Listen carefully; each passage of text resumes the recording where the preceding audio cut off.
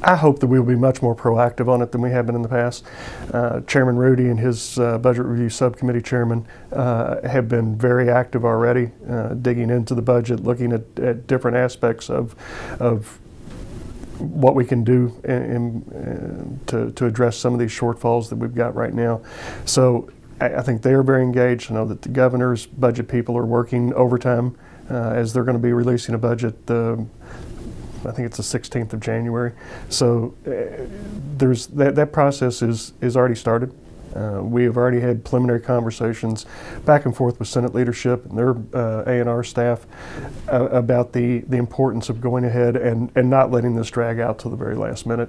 It's going to be an incredibly difficult budget. No matter what we do, no matter how many things we cut, how many times we go over it, it's going to be incredibly difficult. So at some point we're going to have to face the difficulty, and it might as well be sooner than later.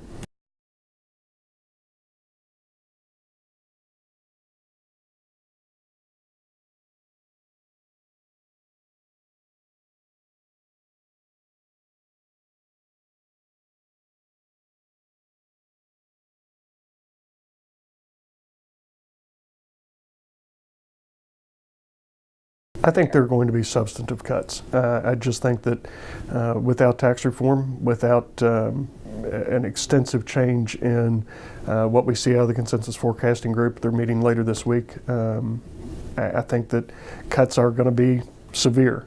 I don't know if they qualify as draconian. Not sure how big that breadbox is, but they're going to be severe, and there's no other way around that.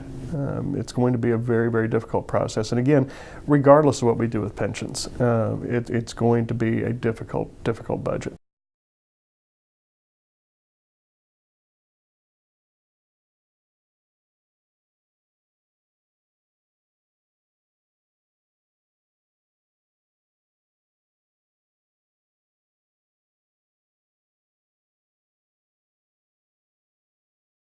I think it's possible. I don't know how to quantify that as far as probability goes, but I do think it's possible. It is an incredibly difficult issue, and it's one that governors have been struggling with this ever since I've been here and before that. And there's a reason it hasn't been done, and that's because it is incredibly difficult. It takes a legislature, both houses, pulling in the same direction with a governor that's willing to utilize significant political capital. And again, these are difficult decisions. These are decisions that impact the lives of every single Kentuckian. And we can't be insensitive to how that impacts people. But at the same time, we can't ignore the fact that we have an antiquated tax system and one that is in desperate need of reform.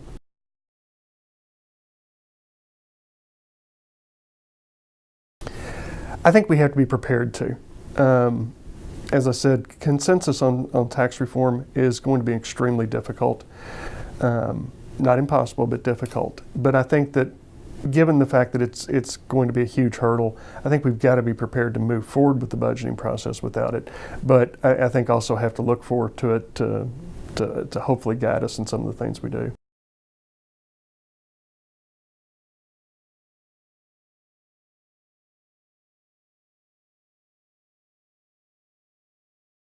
You know, what I want to see us do with tax reform is something that I think all of the other tax reform studies have kind of fallen short of, and that is to fully analyze our tax system before we decide that we need to raise revenue out of it. Most of the previous tax reform studies have been based on how do we increase revenue in the state. And I think that starts with an improper premise. I think that our premise needs to be what makes Kentucky the most competitive it can possibly be and the best place to raise a family.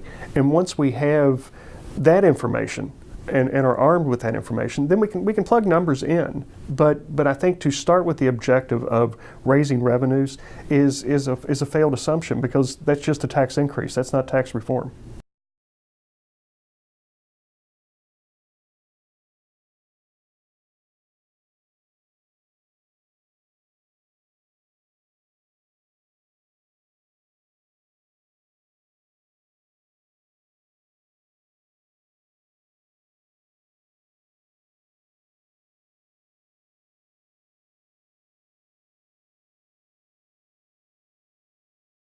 You know, I think again, I think it's possible to get something done. I know Chairman Santoro has been working diligently on with his infrastructure work group, working on different proposals, looking at what is